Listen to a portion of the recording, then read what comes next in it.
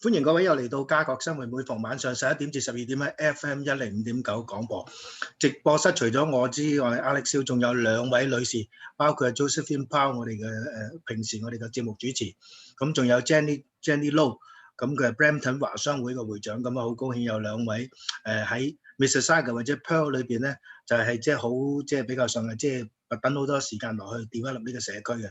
咁今日咧，我哋仍然係個農曆新年嘅節目。咁咧就我哋有個叫即係喺農曆新年咧邀請咗有 Regional Chair 啊，同埋咧就有啲市長啦，咁然之後同我哋做 Chinese Greeting 咁，同埋問下佢哋嗰個地區嘅發展點樣樣。咁今日咧我哋咧就係訪問呢個皮爾區嘅 Regional Chair， 咁就Lando Ianica 咁樣。我冇記錯啊，我已經相當之成熟啦咁樣。咁不如咧我哋咧就即係一開始咧佢就有個New Year Greeting 嘅。咁我哋不如去咗個 New Year Greeting 先，好冇？好。咁條片咧就家下喐緊㗎啦。咁睇唔睇到？點啊？睇得，而家得。睇到。發財，祝大家牛年開心，身體健康，一帆風順。Tonight is my pleasure to introduce to you the chair of the Peel Regional Council. So, Mr. Lando Ianica. He is a veteran politician. He actually, at one point, was the youngest, councillor elected to the city of Mississauga, right? And the longest-serving councillor. So, very impressed.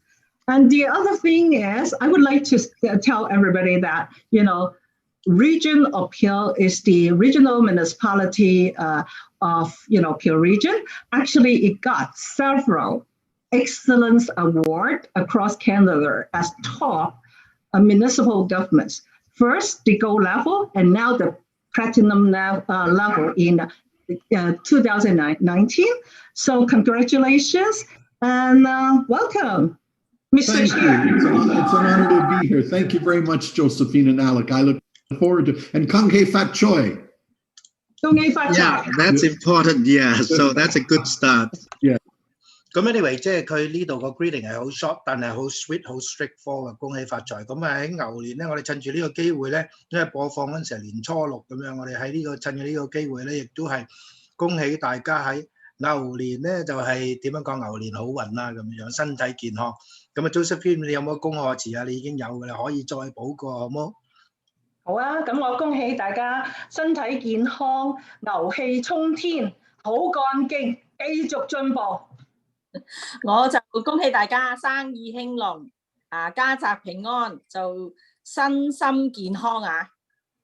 好，咁我繼續去條片啦。咁呢個咧就係佢就係第一條問題，就係 Josephine 問嘅，就最主要話個 regional government 個 structure 係點樣樣。Yes. Yeah.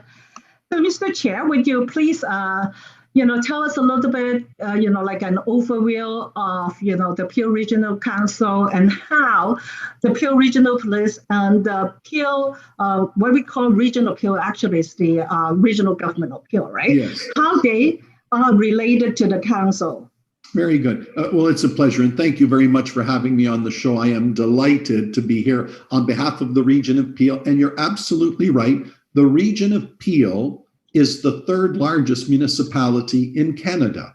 We're about 1.5 million people, and it surprises people to learn Toronto is bigger, Montreal is bigger, and then it's us. We are the third largest municipal regional government in Canada, and we make up Mississauga, Brampton, and Caledon.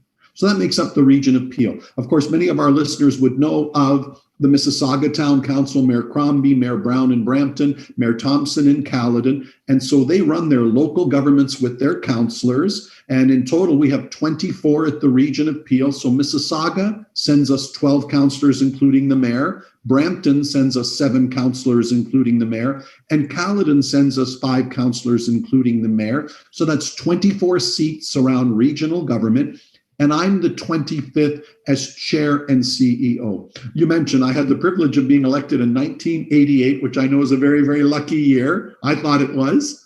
And I was 26 years old at the time. Whoa. And I was elected in the district that I was born in. So the central part of Mississauga, Cooksville, downtown. So much of the zoning and the development in Mississauga was something that I helped create from all the years that I'd been a municipal councillor.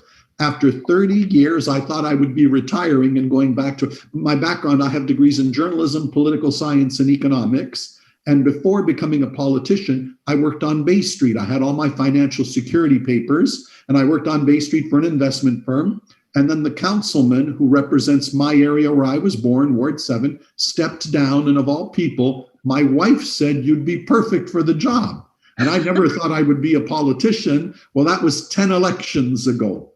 So I was ready to leave, get back and work in the financial services sector. And then the mayors in Mississauga, Brampton, Caledon, and the councillors said, "Nando, our regional chairman stepped down. Would you take this honor?" And I was so honored and privileged. So here I am as the regional chair. So what? Your wife elected you first, basically. I must tell you, Alec, it's interesting. At the time I was. 咁我諗我哋停咗呢度先，因為佢即係其實我想介紹佢咧係一個咩人。佢其實係好幽默嘅，咁所以我就播埋呢一段。咁佢其實咧就另外有下半段咧 ，which 我哋唔播啦，因為佢係斷斷續續。咁佢其實個 York 嗰個 Pearl Region 咧，佢係最主要咧就係佢有3個 city 啦，係咪？咁但係3個 city 有佢唔同嘅 infrastructure 嘅，冇理由咧就係即係3個咧就唔係點樣講啊？即係你有你做，我有我做。咁所以通常咧，以前嘅做法咧就係幾個細嘅 municipal 咧就 form 個 regional government， 嗰個 regional government 就 form 啲 infrastructure， 專門 build 嗰啲 big pipe 啦，即係你有水同埋去啲 waste water 啦，係咪？咁然之後咧就 build 個 transportation 啦，又 build 啲 road 啦，咁然之後咧就佢亦都有個 police force 啦，咁亦都有個 social service 啦、health care 啦。咁全部都冧晒落去 regional 嗰度做嘅，咁 housing 亦都係其中一樣嘢。咁我諗好似Josephine 有個 PowerPoint 係咪？好啊，好啊。咁我就 stop 咗呢度先，我走去 share 另外個 PowerPoint 好冇啊？咁炒一炒個 PowerPoint 先 ，make sure 喺度先啊。我有嘅係喺度，咁就我其實準備咗嘅 ，make sure 嘅啫。嗱，你叫我換 slide 就換啦。咁呢個係講嘅歷史㗎啦，係冇？我淨係呢度，我淨係想話Peel Region 咧係1974年成立嘅。之前你睇到咧，響右手邊個 map 咧係有唔同嘅township 嘅。你睇 Toronto part of it，right？All of Toronto 亦都係 Albion 呢啲咧係近機場嘅嚇。Caledon 咧係一個即係farming 嘅地方啦，嗰陣時尤其是啦。咁而家咧，你頭先都講咗啦，可以轉 slide 啊，Alex。咁咧就其實咧最主要咧即係大家共同一齊咧，組織咗之後咧就嗰個人口咧會高咗啦，同埋嗰啲 big ticket item 咧就可以易 handle 啦。譬如好似而家咁，你個 garbage and recycling water waste water 嗰啲係好貴嘅 item 嚟嘅。ambulance paramedics 頭先你Alex又講咗啦 social services 啦，咁呢啲全部咧係要共同一齊將啲錢鋪埋一齊就 OK 啲。嗰個 regional roads 咧，亦都係 regional roads 係好多㗎，尤其是喺 Caledon 啦。我哋點樣連接嗰3個城市啦 ？OK， 咁下一個。before 你講嗰陣時咧，我想講一樣嘢。collect garbage 咧就係 city 嘅，但係 dispose garbage 咧就係 regional 嘅。咁呢個Pearl 應該係咁係咪？唔係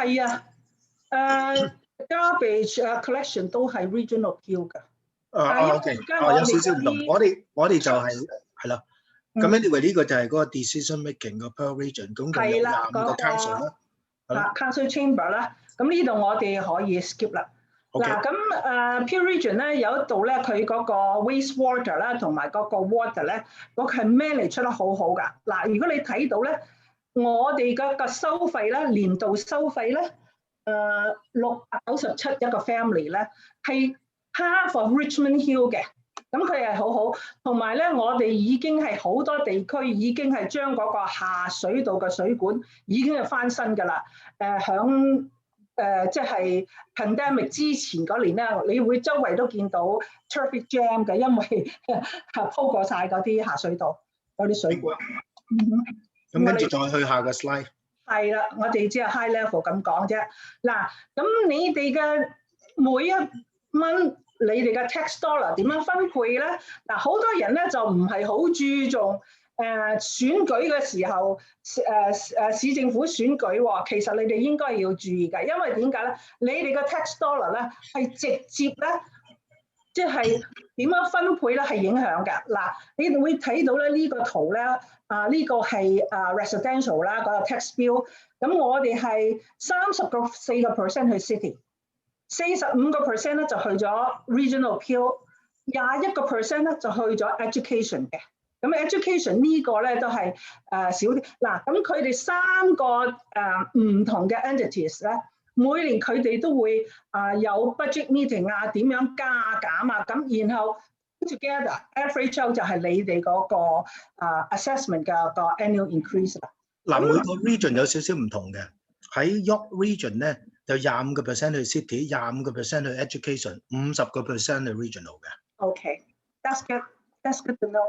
咁咧下一個咧就係講 commercial 啦 ，commercial industrial bill 咧就唔同嘅喎，因為點解咧？你會睇到咧，我哋呢度咧53% 咯去咗 education，OK？ 嗱 city 咧就係攞20% 嘅啫 ，region 咧就攞27% 啦。咁當然啦 ，city 亦都有levy 嗰啲land， 佢有特別嘅附加稅嘅 city。Land transfer。咁 anyway， 喺 York region 差唔多嘅呢個 commercial 就係啦。咁 main revenue 咧？即係呢個係關於 city 嘅，呢個唔係關於 Peel region 嘅。我睇係點樣即係佢哋嘅稅收嘅來源係邊度？咁我哋呢個可以 skip 啦。係。嗱，呢度就係頭先我講咧 ，regional service 係有乜嘢㗎？嗱，我想講一講咧 ，Peel Regional Police 係唔 serve Caledon 嘅 ，OK？ 淨係 Brampton 同 Mississauga， 因為 Caledon 太大啦，佢用嘅係 OPP 嘅，但係咧其他 paramedic 一樣啦，咁嗰個 regional roads 喺嗰度建設好多啦，咁child care housing 嗰啲都係一樣嘅，但係我in overall 咧就因為 Caledon 嗰個收入平均收入好高所以佢哋好多呢啲咁嘅 service 佢未必需要，但係仍然咧我哋嗰個 regional 咧係 support Caledon 好多㗎。如果你睇第二啲圖你就知㗎啦。咁如果大家好 confused， 究竟我哋係邊啲係 city， 邊啲係regional appeal 咧？你 confusion 唔緊要，你只係記得一個 number 就得啦，311。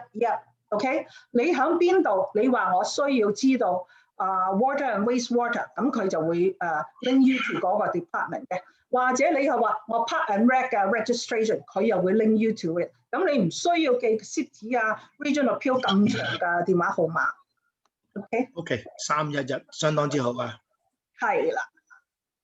咁呢度就係嗰啲啦 ，city 其他嗰啲啦。你要知道我哋話 paramedic emergency services 係Peel region provide， 但係 fire services 咧就係你個 city provide 嘅喎係我哋都係York region 都係係啦咁呢啲我哋唔講啦，因為我哋已經做咗嗰個show Mississauga。嗱呢度我想講一講咧點解有啲你會耐唔中你喺新聞度你會睇到有啲拗撬3個城市，你會睇到咧。最左手嗰個圈圈咧就講我哋嘅 population， 藍色嗰個係 Mississauga，Brampton 嗰個係綠色，紅色嗰個係 Caledon 嘅。嗱，咁你如果睇再過嚟咧，你睇到個 representation of regional council 又唔係咯喎。譬如 Caledon 佢係咁少人數，但係佢係有5個席位喺個 regional council。呢個係點解咧？因為係我哋嘅 municipal act 咧係 guarantee最少5個席位 ，OK， 咁所以佢有5個席位啦。咁對於嚟講咧，Brampton 咧就係好暫時咧就係點樣咧？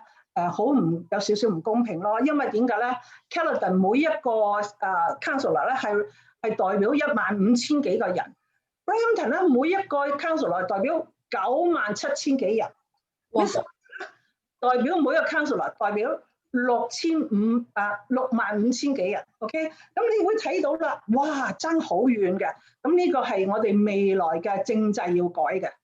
咁嗱，再改一個嗰個圈圈咧，嗰個 donut 咧就講 regional tax levy 嘅。咁你會睇到咧，Mississauga 咧點解 subsidize 成個 region 啦？你睇到啦，好大個份數喺度嘅。雖然佢係大約係52% 嘅 population 係 Mississauga 啦，但係你睇到咧係好大個 percent。我哋每年 Mississauga 係補貼80個 million 俾其他嘅城市嘅。咁咧就喺嗰個 regional roads 啦。嗱，因為 Caledon 係好廣闊嘅，係一個即係一個 farming 嘅 community 嘅。咁你會睇到好多道路咧係要起響 Caledon。亦都喺 Brampton， 因為點解咧 ？Brampton 係一個比較新嘅城市發展城市，而 Mississauga 咧已經嗰個發展已經係有少少飽滿，所以嗰啲新嘅道路咧就完全係個分配咧就對唔再 focus 喺 Mississauga 噶啦。咁但係如果你喺屋企咧，你門口整路咧，你會發覺兩種車嘅喎，嗰啲咁嘅 ice cream cone 咧 ，regional appeal 唔一定收㗎，原來有兩個 team 嘅。有一個 team 係 Mississauga maintain 㗎，有啲路，有啲咧就係 regional appeal 負責㗎，所以有啲 confusion 嘅。York Region 都有咁嘅問題啊？係咪啊？唉，真係都你都唔知邊個。不過就好明顯咧 ，Caledon 咧就係即係俾 Mississauga 餵緊嘅，咁所以呢個係原則上係真係唔公平嘅。咁呢個點咧？係啊，嗱。咁你睇到咧呢度咧就係我哋嗰個Brampton 嗰個 population 個 growth 好犀利啊！你而家由89年你睇啦，如果 Peel Region 咧係109%喎，好犀利啊！你知唔知啊？係咪？咁你睇下 Brampton 啦，143.86% 喺89年，係咪？咁如果你再睇下 Caledon 係65.39%。咁然後再睇 Mississauga 咧係大概99點幾個 percent 啦。咁而家咧一路咧就已經好咗啦。如果你睇到2019嘅時候咧，睇到2019年咧最尾個行咧，你會睇到咧 Brampton 已經係回落去20.2%，而 Caledon 係啦嗱，反為 Caledon 多咗新移民喎，32.89啊。多咗嗰啲Polish 同埋Chinese immigrants 嗰啲 farm 嗰度咧咁咧就 Mississauga 咧好飽和啊。總括嚟講，未來嗰20-30年咧Mississauga 嗰個人口唔會點樣上升嘅。咁譬如話2019咧，佢就上升咗，比起2018上升咗5.35%啦。好，仲有冇 slide 㗎？差唔多啦。好啦OK， 咁我哋不如去一去條片。咁咧就係不如講係睇先，我想睇下嗰條片，我要 stop 咗個 sharing 唔係喺度，已經喺度啦。咁呢條片咧就係講咩咧？就係講嗰個即係佢個 budget 同埋個 capital budget。咁我哋可以大家聽，好冇？好。So in York Region, they run approximately $3.3 billion budget. So how about Pearl is much bigger, right? Yeah, not by much, but overall, our total budget in any given year might be $4.75 billion. We manage 6,000 employees at the region of Peel. We have another 3,000 at the Peel Regional Police. Our 10-year capital budget might be $10 billion. All the water and sewer that we've have to put in the ground for the new development that's coming. We're talking about places like Brampton is growing. Caledon is growing quite a bit now around the Bolton area. And even Mississauga down on the water, where there's two huge, marvelous developments on the waterfront, which is a beautiful asset for the region of Peel.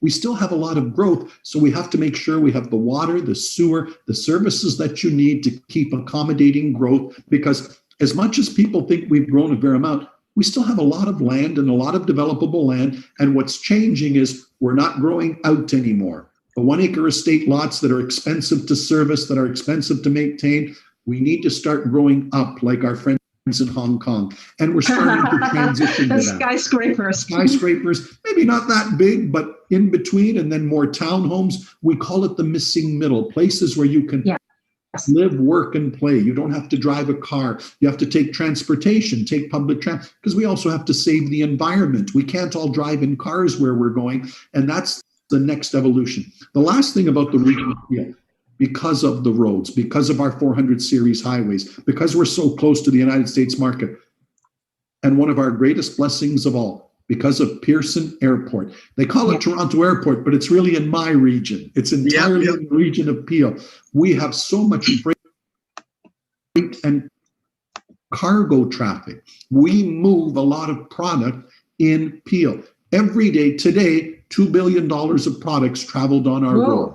So if you're having your meal tonight and you're eating tomatoes, we probably brought them to you for Peel. When you brushed your teeth this morning, we probably brought you the toothpaste. That's how my shirt got here. That's how your glasses got here. We, as much as anything else, we help the supply chain deliver product. And you see the Amazons coming into Peel now for warehousing. But Centrum is probably from your region. without question. So we are in a lot of businesses, and I'm very proud of the staff that we have and my council colleagues and their leadership.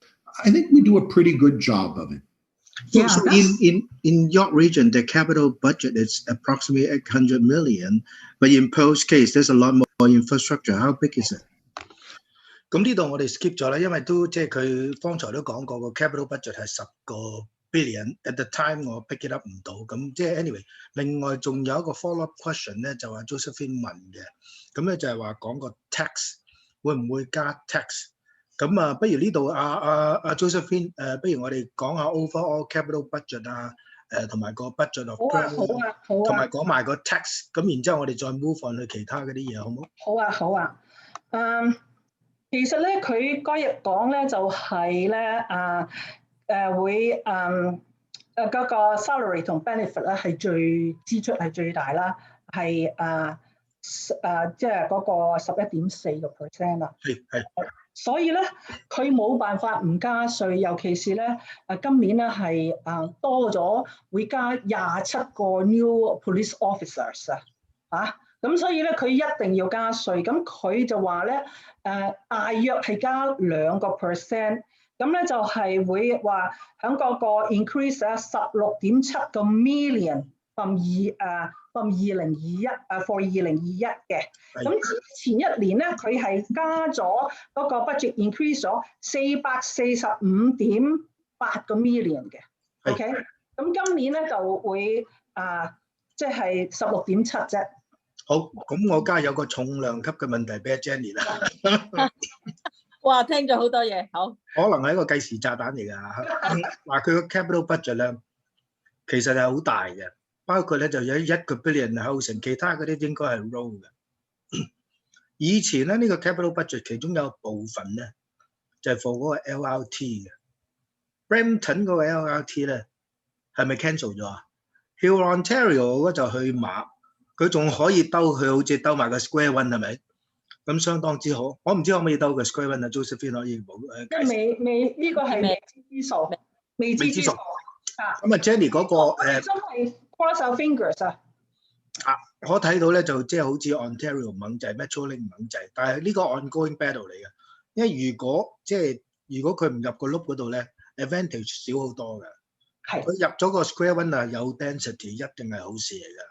咁 anyway， 我想問阿 Jenny， 係當年 Brampton 即係上一屆嘅 Mayor 就話即係瞓咗覺，咁啊所以咧就令到嗰個 LRT 起唔到。咁其實你哋當時 Brampton 華商會對呢個決定係作出一個咩反應㗎？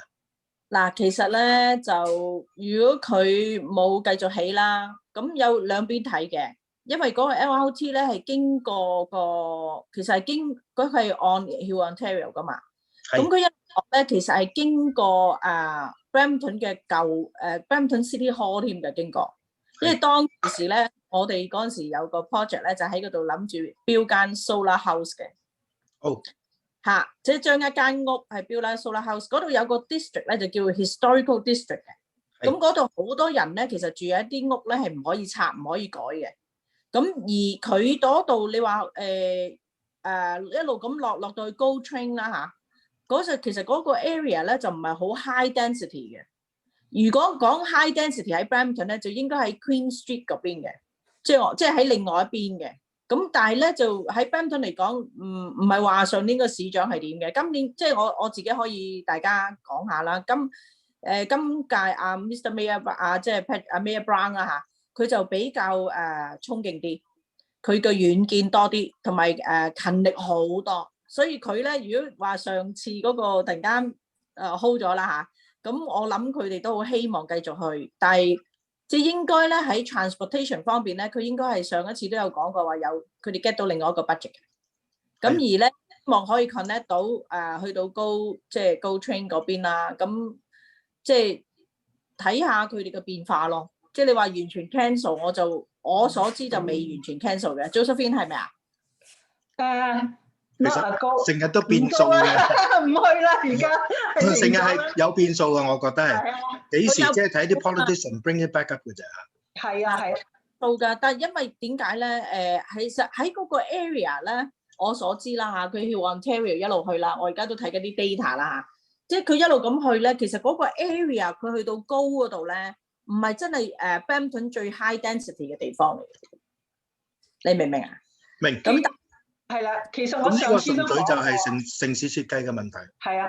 你 suppose 係即係 bring 啲 density 去個 GO station 嗰度咁樣。係啊。但係係咯，但係我就覺得好 interesting 啦。如果佢一條直路咁去啦 ，Ontario 係一條直路咁去噶嘛。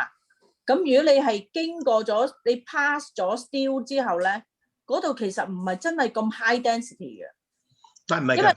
嗱，我解釋俾你聽 ，Pure Ontario 由南至北咧，其實咧就即係減低咗410嗰個 traffic 㗎。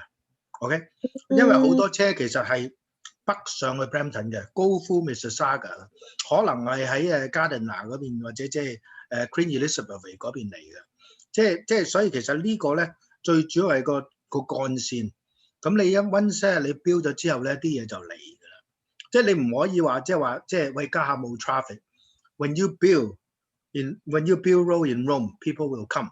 呢個係一個好簡單嘅道理。有個 district 係過咗 Steele， 即係過咗 Steele 再去 Queen 嗰段 district 咧，其實有一大部分嘅 area 咧係一啲即係嗰條按住 Ontario 嗰條路啦嚇，兩邊都係啲即係啲舊區 historical house 唔俾改啊。咁其實嗰啲改唔改嗰啲嘢咧？就睇啲 politician 嘅啫，係嘅，因為你就算舊嘅有啲係 heritage， 但係啲舊到真係你 keep 唔到噶嘛，係嘛？咁所以佢可以做 refill 嗰啲咁嘅嘢。我反而唔係擔心，但係我覺得個方向好簡單嘅啫。喺 Ontario 嗰條 LRT、Brampton 嗰條 LRT、in between 一定有啲 low band 嘅。咁但係可以俾標到 high band 每一個 station 嗰度咧，作出唔同嘅計劃。有啲地方你係 keep 啲 heritage， 有啲地方咧你係 keep 啲 development 嘅。咁最緊要咧就有啲即係所謂嘅喺呢個 within 每一個 station 有個15個 minute 嘅 precinct plan， 我 plan 咗個 that area。咁呢啲做 plan 嗰啲好簡單啫嘛 ，urban planning 係咪？有陣時未開發或者有陣時可以開發到，但係你有個 plan 咧具體咁樣知道，喂呢個 station 唔得，嗰個 station 可以發展。咁嗰啲 developer 好有觸覺嘅。有 transportation 去到我老大都整啲靚出嚟起樓揾錢啊！咁所以呢啲係水到渠成嘅。我反而咧就唔係覺得好大問題。但係政客就好，政治人物就好，即係譬如 LRT Q 咗，可能啊 Patrick Brown 或者你哋商會傾過，喂，其實有條 LRT 對我哋 Brampton 嘅發展係爭好遠喎，好多 job 可以 remain local。唔使個個人 travelling out of the city 做嘢啊嘛，係咪啊？咁所以其實好多好多。咁但係咧，不如其實佢有兩個 point miss 啊，等我講一講呢個。我哋轉頭翻嚟先講啊嘛。好啊。去廣告先。好啊。歡迎各位又嚟到家國生活，每逢晚上11點至12點喺 FM105.9直播室，依然有我哋兩位女士，Josephine Powell 同埋 Jenny 同埋仲有我。阿 Josephine Powell，你好似方才 intermission 之前，你好似未講完嘅係咪？係，我哋講開嗰個 LRT 嗰個 reputation Yeah， 咁咧我就贊成阿 Jenny 講嘅，有一橛咧喺嗰個 Main Road Ontario 咧係係 low density 嘅住宅，係同埋咧有 City of Brampton 嗰個 City Centre， 另外一邊咧係嗰個Peel Art Gallery 同埋 Museum 嘅，我都好熟悉嗰啲地方。咁咧，然後由Britannia 去到嗰橛咧，其實真係係一啲 industrial area 咧，同埋係有 ample parking。你唔會諗到嗰啲人係會搭地鐵或者搭公車翻工嘅。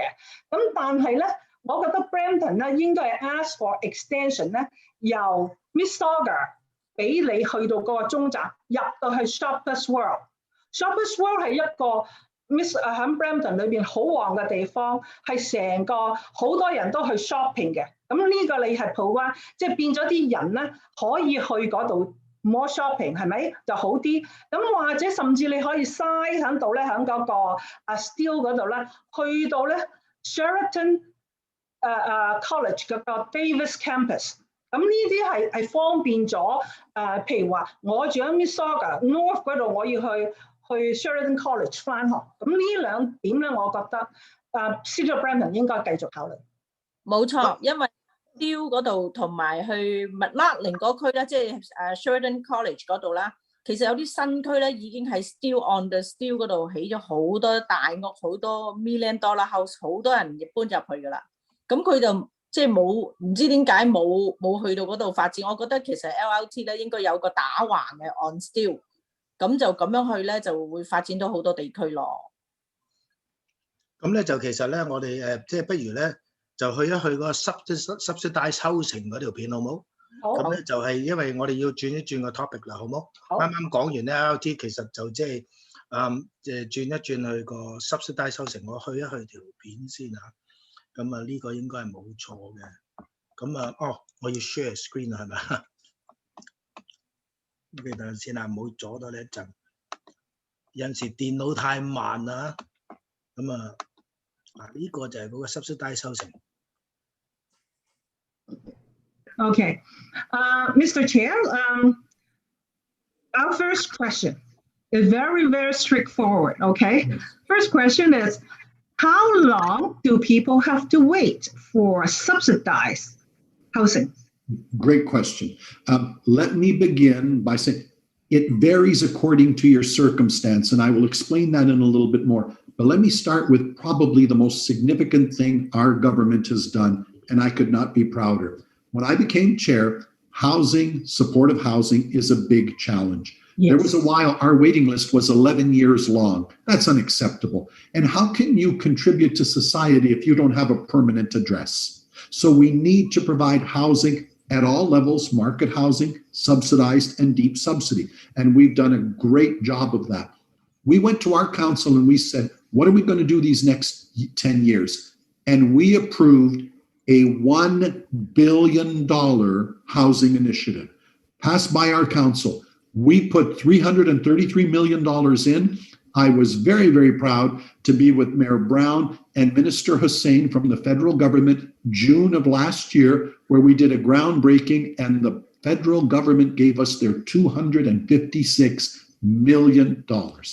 And now I'm talking to our friends at the province. I've spoken to the Premier. I've spoken to the Minister of Housing and said, it's your turn. We need your $333 million so that we can build 2,240 units of housing over the next 10 years. And we have shovels in the ground right now for 340. So we're very, very proud of that.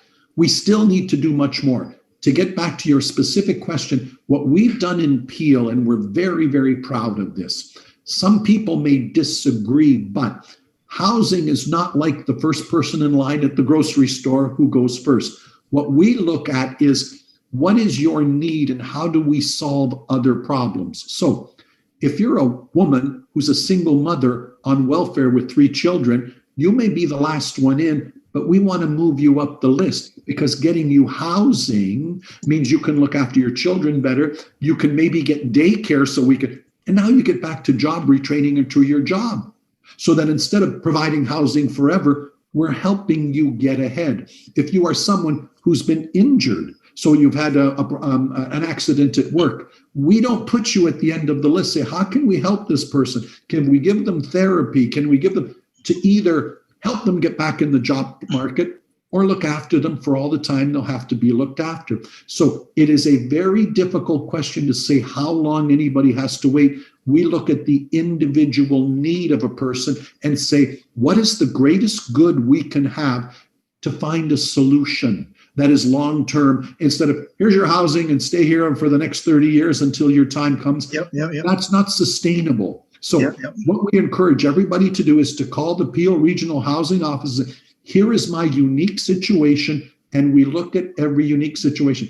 We have had examples. We've had where, and I hate to say the most common one that comes up, and it's been a problem during the pandemic, where violence among intimate partners. You know, with the pandemic, it's a real challenge. So when we have a woman, usually, who's in that situation, we don't tell her to wait a year for housing. We tried to provide it tonight. Josephine, 佢講咗呢個 subsidized housing，你問嘅，你收唔收貨？我就收貨啦，因為點解咧 ？subsidized housing 係主要係 provincial government 同埋 regional Peel 一齊合建嘅。咁咧好多時咧，我哋咧同社區或者我講下咧，就係同社區合建添嘅。嗱，譬如喺 Queen 街有一座好高嘅 subsidized housing 咧，就係 Canadian Legend 俾咗地我哋起嘅。咁 regional Peel 咧就出錢起。起咗之後，下面嗰啲unit 咧就俾翻Legion 嘅，咁上面咧就拎出去嘅。咁同埋而家咧嗰啲 subsidized housing 咧，為咗咧 self-sustain 咧都係點啊？一個部分咧係 market rental， 一個部分咧係 subsidized。咁咧唔會話有咩情形咧令到嗰個building management fee 唔可以 going 咁，亦都係可以。比較可以跟足個嗰個budget 啦。咁我就其實咧，佢講嗰個時期咧，我喺嗰度做嘅時候，好多年前啦，10年前係真係11年嘅等。但係之後咧，我 check 過我啲同事，我走咗之後，我 check 過啲同事咧，大約係6年嘅。因為點解咧？係兩個 government 都掟咗錢出嚟，俾起多啲subsidized housing。阿 Jenny 喺呢個時候，我想問你一個問題。你有冇啲即係你譬如請人啊，有冇啲同事咧就要搭好長程車咁先至可以翻到工㗎？係咪因為即係佢唔可以喺就近嗰度翻工嗰度附近咧揾到適合嘅住屋嘅 housing， 所以要搭咁遠車咧？有冇啲咁嘅情況？有㗎，我有啲同事係喺 downtown Toronto 住嘅，咁但係因為而家好興呢啲即係啲 single 咧畢咗業幾耐啊，佢哋都希望自己住噶嘛，即係未必係跟住父母住噶嘛。嗰個就唔係 affordable housing 嘅問題啦。係啊，affordable housing at the same time 我都覺得 Brampton 咧係需要㗎，係需要㗎。我有一個同事，即係佢黑人裔啦，咁幾乖嘅，咁但係佢咧就要住 basement。咁住嗰啲地方咧，亦都唔平㗎。咁但係佢好想揾一啲 affordable housing 㗎，即係其實係需要㗎。所以其實呢個問題係好困難嘅。咁所以我哋其實咧就即係喺後半段咧，我不如 stop 咗呢度先啦，因為會講一段比較長，我忘記咗講比較長啲。佢其實有一個叫 inclusionary zoning 咁啊 ，Josephine 就明白㗎啦，就係意思話咧就係佢喺嗰啲key development area 嗰度咧 ，high density 嗰啲地方咧。希望啲 developer 咧就 provide 啲affordable unit。咁譬如 Mississauga 如果冇記錯係去到25% 嘅 per region。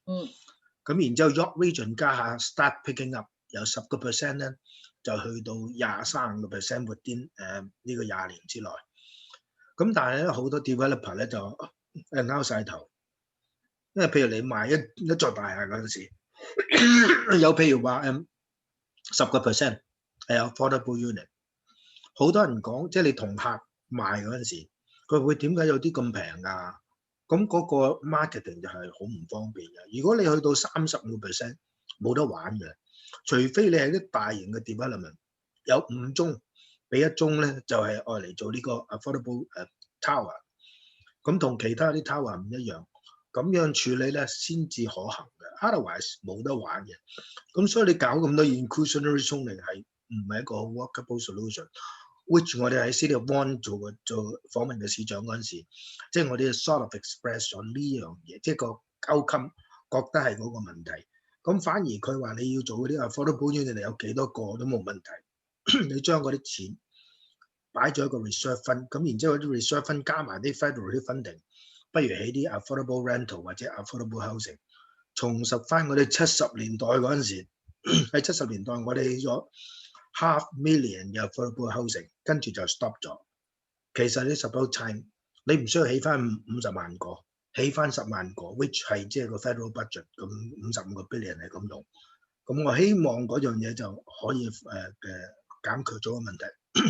其實 Pearl Region 嘅 chair 咧，阿 Lando 佢講咗一樣嘢咧。就好重要嘅，佢加啲 secondary street 咧，其實係個 provincial 嘅 guideline 嚟處理個 affordable housing 嘅。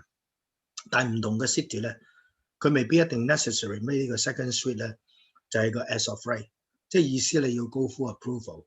咁譬如喺 City of Markham， 佢要去個committee of adjustment 嗰度做 approval，all right？ 咁然之後咧，甚至乎。我唔記得好清係應該係家係用個方式，其實即係 official 你應該係做 zoning amendment 嘅，佢哋嘅 outcome。大家個 workaround 就係個committee of adjustment，which 都係要 go through 即係 public consultation 啊，咁都係比較煩啲。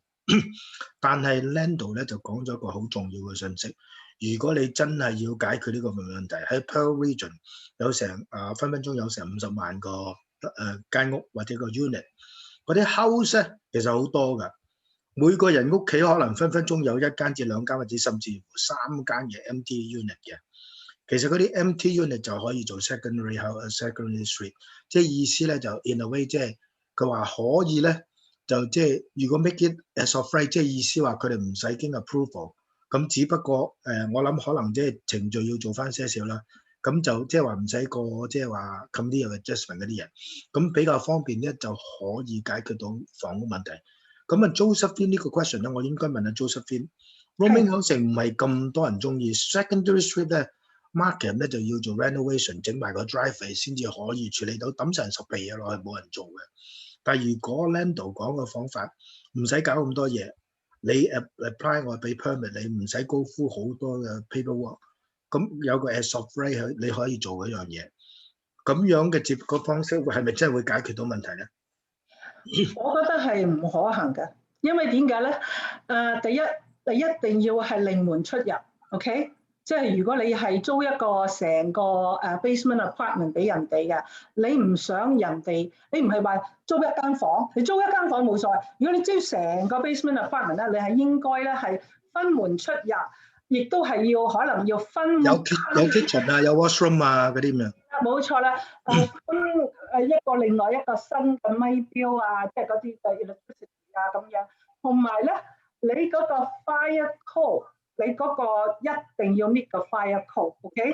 同埋咧，你入所有嘅 basement work， 嗱，多謝華商會，好多年前我參加過你哋嗰個 seminar。所有嘅 basement 嘅裝修一定要 approve by the city。如果唔係咧 ，when the fire breaks out， 現疏唔保，水唔保，咁所以暫時未可行。所以個 secondary street 係唔啱嘅。佢話1-2間房可能咧就 rooming housing。rooming housing 好似喺City of Markham 咧，佢即係少過三個房租出嚟咧，譬如即係2個或者1個咧。少過唔知話好似6個人，少過6個人係可以嘅，即係佢直情即係當係唔係 under 個 rooming housing 嘅 regulation， 你可以即係自行決定咁樣樣。咁所以其實嗰個方法仲好，但係咧佢即係應該要係 provincial 嘅 level 咧解決咗呢個問題咧，即係話喂可以咁做，咁然之後先至可以解決咁嘅問題係咪？同埋亦都要 after COVID 啊！你而家啲 Brampton 嘅問題就係太多人同一間屋，即係 isolation 唔夠。咁所以可能呢個亦都係未必係得嘅。嗱咁咧，我就想去一個咧比較上重要啲嘅問題，亦都係即係同 housing 有關嘅。咁譬如好似 喺呢個 Mississauga 嘅 housing supply 咧就好正嘅，咁所以令到啲樓價咧就係即係唔會話即係升得好，即係當然樓價會升啊，但係唔會話升得好離譜，咁係 affordable 嘅，即係 middle class income 可以處理到呢個問題。咁我去一去呢個 municipal zoning order 呢樣嘢，因為你哋嗰邊咧就點解要提咧？因為皮區咧，佢哋有個 zoning order 咧，就喺個 Caledon 嘅，係起個7500個 unit 嘅。咁然之後咧就Pearl Region 咧就反對嘅，但係 municipal zoning order 咧就 make 咗個 approval 嘅。咁呢個就係個 conversation 啦。The things that Ontario Premier is trying to do is increasing the housing supply. So that's why they are doing the Ministry zoning order. Yes. The one that I specifically talk about the Caledon, Yes. which is like the Repo 34, which is a sort of like you guys do not want it, but the ministry want it. So, but that also increase the housing supply by 7,500, which is a big community. Absolutely. Why are you guys objecting it then? Again, what the council, it's a great question with regards to municipal zoning orders. One of the challenges that we have with our bureaucratic system of approving land development is very cumbersome. I remember one of the biggest projects that I ever worked on in the downtown of Mississauga, from the day we received the application to the day they put the first person in a building was 12 years. That's too long. So it is very cumbersome to have a process that takes that long. In discussions with the minister and the premier, a couple of the things that with municipal zoning orders, they fall into two categories, I find. Number one is, we know where you're going to end up. Can we speed it up? We haven't got 12 years. We know you want the land zone. We know the services. We all agree that that is the use, but all these boxes that you have to tick, 34 reporting agencies, appeals, etc. It takes way too long. Problem number two that the government is trying to solve is, let's be very honest, I've done this for 30 years.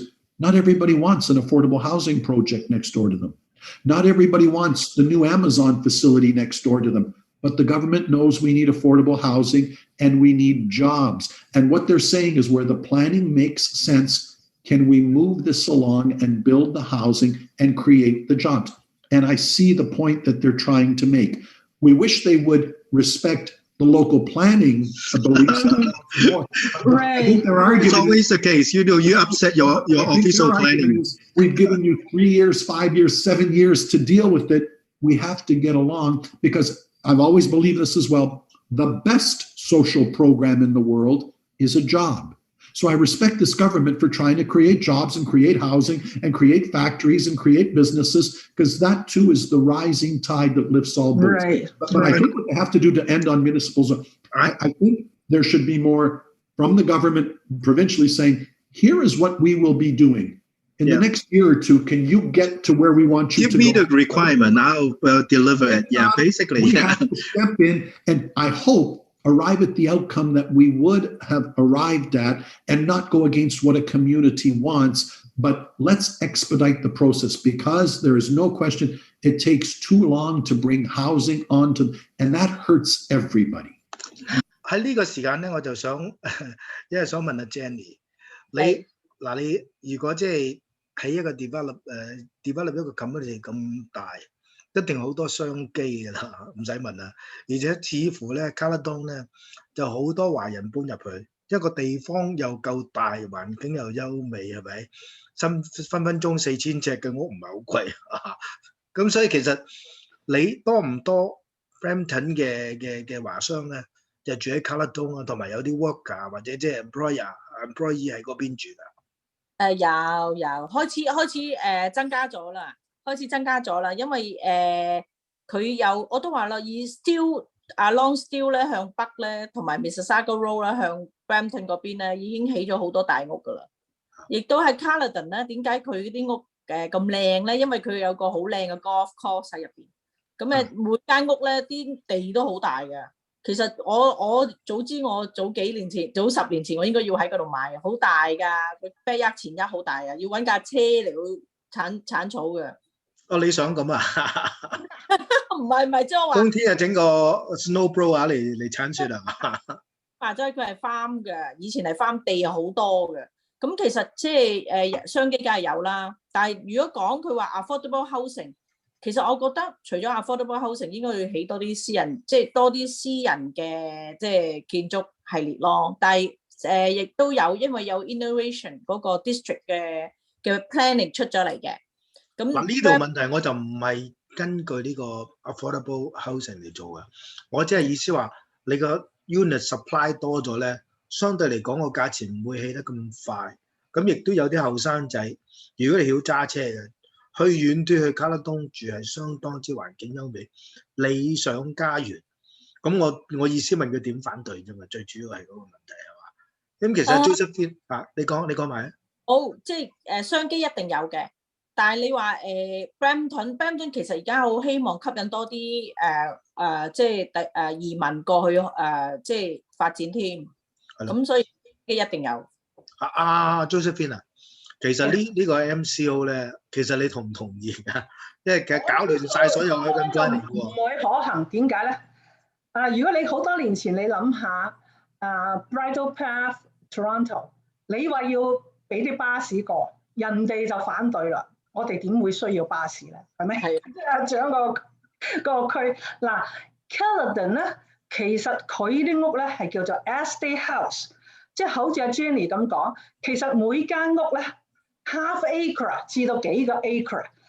譬如話最近有一個名人啦，佢賣咗一個 farm， 佢係10 million 嘅 ，OK， 咁佢咧基本上佢係冇 public transit 嘅，只係有一個social services agency。咁我哋去開會啦，以前我哋成日都去開會啦，都係去嗰個 Caledon 嘅 town hall 度開會，或者 fire services 樓上開會嘅啫。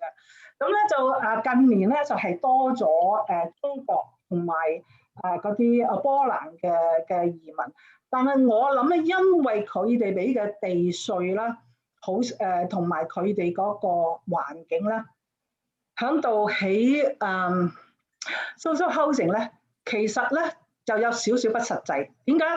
如果你係即係有需要嘅，你冇 public transit 啊，你點樣？你點樣翻工？起 long term care 咪得咯？你 long term care 咧？呢個亦都可以嘅，可以考慮嘅。呢個你都係一個好好嘅提議。OK， 呢個係好好嘅提議，因為點解咧？Brampton 同埋Caledon 佢人口一樣係老化，有咁嘅需。That's very good. That's a very good point。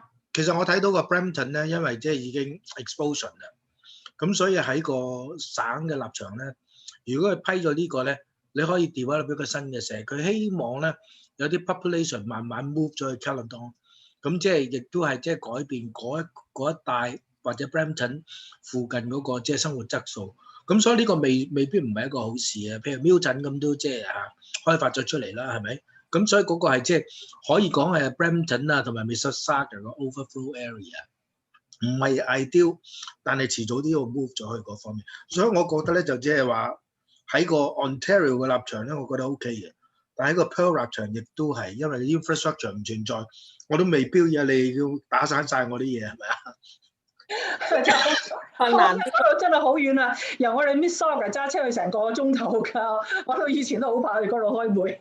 咁然之後，我哋去最後嗰條片啦，最後嗰條片咧就其實 transportation 最主要咧，我哋 Covid 之後發生嘅70%，如果你 work from downtown 嘅咧。就即係多數都 work from home 啊！其實加 Mississauga 好多即係啲電腦嘅 vendor， 佢都即係唔想你翻工啦，你直情 work from home 打。咁所以咧就我想講下呢個問題啊，咁仲有大約5分鐘到啊。好啊。咁啊去一去呢條片先啊。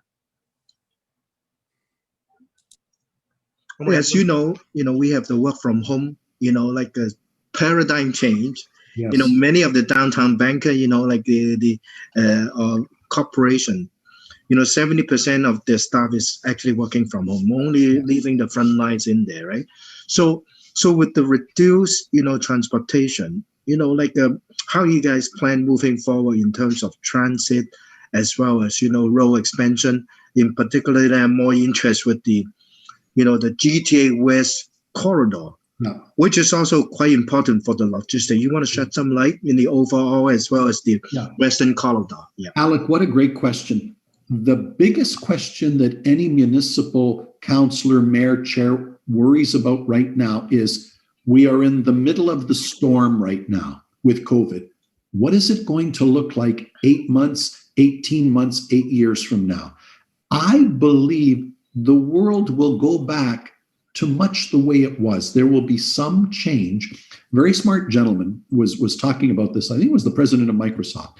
And the question was this, and I was guilty of this. They said, how are you coping in the virtual world, the WebEx world, the Skype? And my answer, like many people, it's going pretty good. It's going better than I thought. The question he asked is, but was it as good as the way it was before? Are you as productive as, and the answer is no.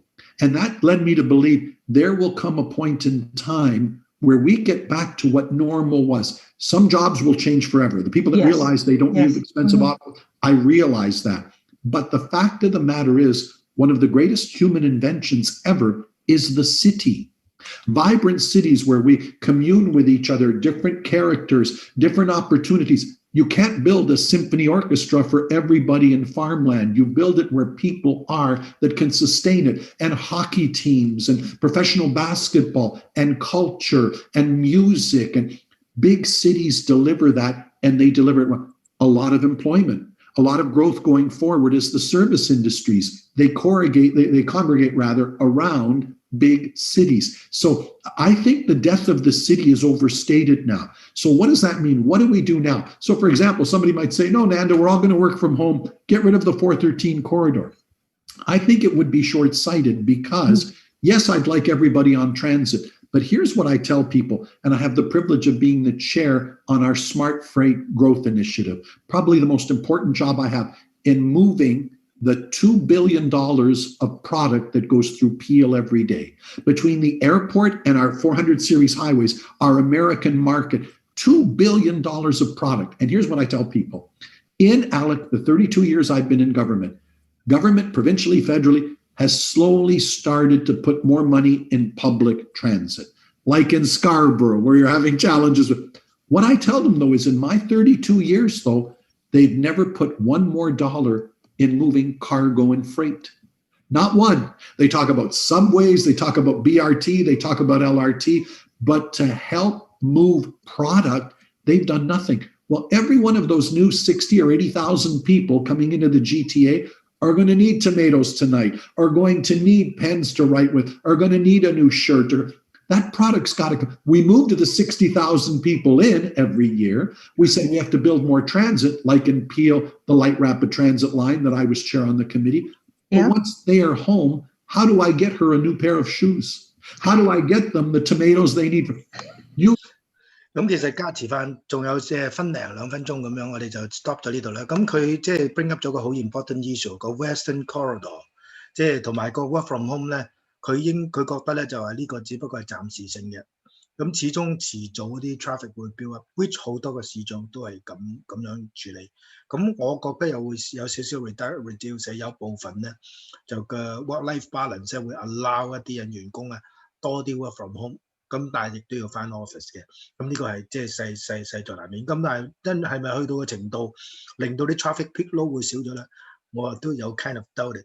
但係佢講咗一個好重要嘅問題，就係個 West Corridor 咧，佢每日咧其實喺佢嘅 Pearl Region 咧 move 2個 billion 嘅豬食，咁所以其實真係要多啲 transportation。所以佢咧就 Western Corridor 佢 agree 嘅，只不過 Ontario 咧就 disagree， 因為佢覺 Ontario 話。因為你高夫薩嗰笪地方全部都係 Pearl Region 好多 resident 啊，咁好多 EA 佢唔掂嘅，咁所以佢考慮用其他方式咁樣嚇。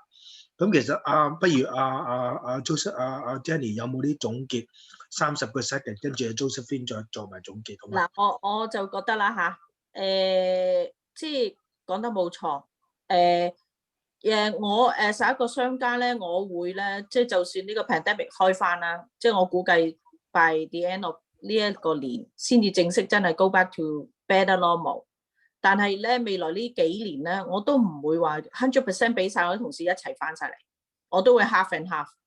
咁即係變相咧，其實個 traffic 咧就冇以前咁樣成日 traffic jam 噶啦。但係其實以前 traffic 點解會 traffic jam 咧？好多嗰啲 trucker 咧，其實係真係好慘嘅，塞晒喺度，佢哋 move 唔到去 deliver 佢哋啲嘢。冇需要翻工就唔需要翻工，但係 logistic 嗰啲就 life goes on。阿 Josephine 你有冇啲 final wrap up 啊？咁樣 quickly 咧，就係 Western Corridor 係好重要啦，因為點解咧？如果 Western Corridor 係通咗之後咧，就會減輕咗 City of Toronto 嗰個 housing 嘅 demand， 同埋嗰個啲 office building 啊嗰啲咁嘅同埋 traffic 啊咁樣啦。咁另外有一個你頭先阿 Jenny 講話嗰啲 truckers 啊，咁我成日都諗咧，點解唔 designate 佢哋去咗407咧？嗰啲 truckers， 即係如果佢去咗407咧，咁樣咧 remain 咧，即係呢個 discount price 佢哋好啦。係啦，係咁啊 OK， 咁啊唔該晒兩位，咁啊今日嘅節目就到呢度啦。好，拜拜，恭喜發財。恭喜發財，拜拜。